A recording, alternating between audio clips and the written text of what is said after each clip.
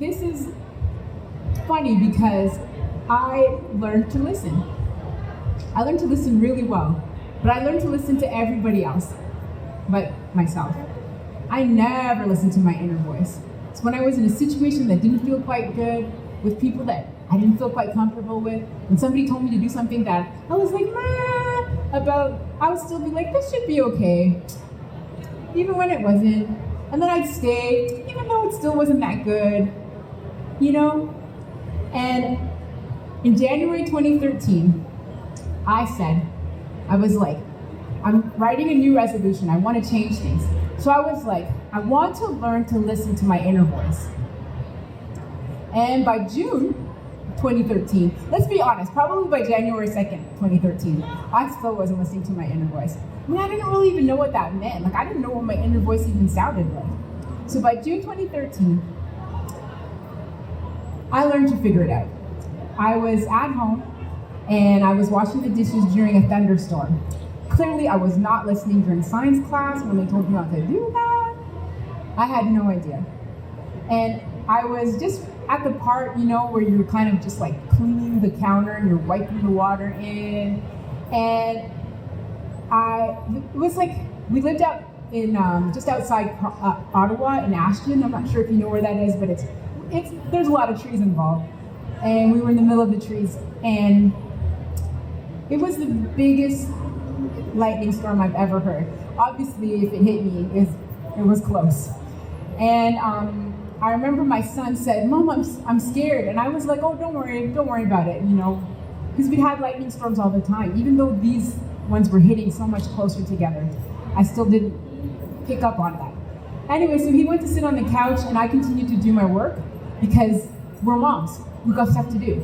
We got to get going. We got to keep going, and I had to get this done. And so I'm wiping the water, and I hear this voice. And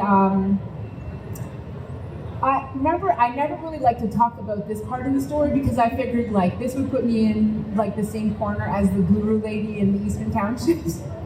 And I didn't really want to be, you know, yes. But I heard a voice. And the voice said, "Kellylee, go and sit on the couch and leave the dishes for later." And people ask me, they're like, was it a man's voice, a woman's voice? I don't know, it was just a voice. And it was really clear.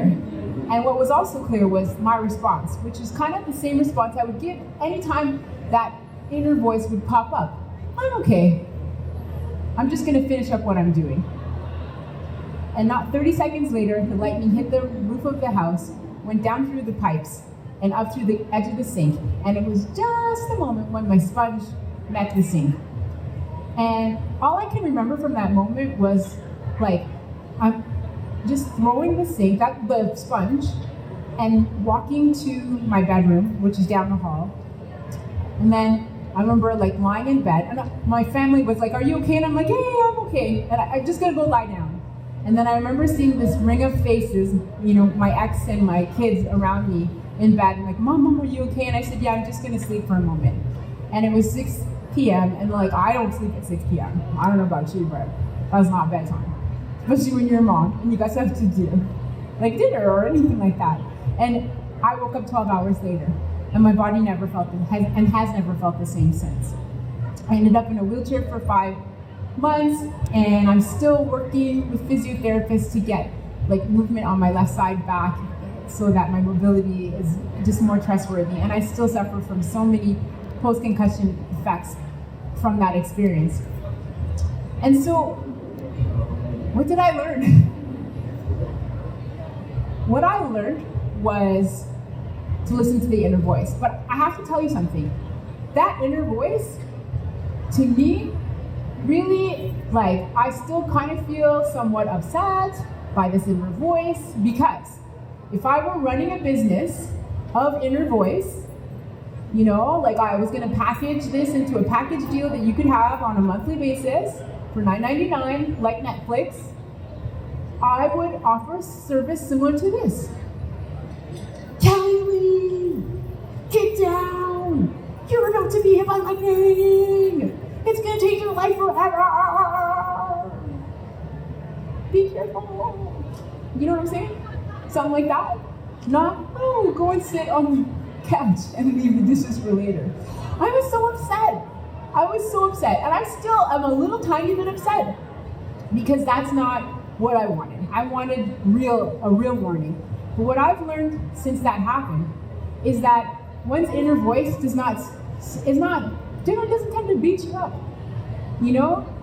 I know the inner voice that you're thinking of. Yes, that inner voice can pop up. The beating up on yourself inner voice, that's not the one we're trying to listen to with this exercise. It's the one that tells you to take a break and to, hey, why don't we sit here? Or that's lovely. Or oh my gosh, is that a puppy? Let's go pet the puppy. That's the inner voice that generally tends to lead to wonderful things for me and tends to help me.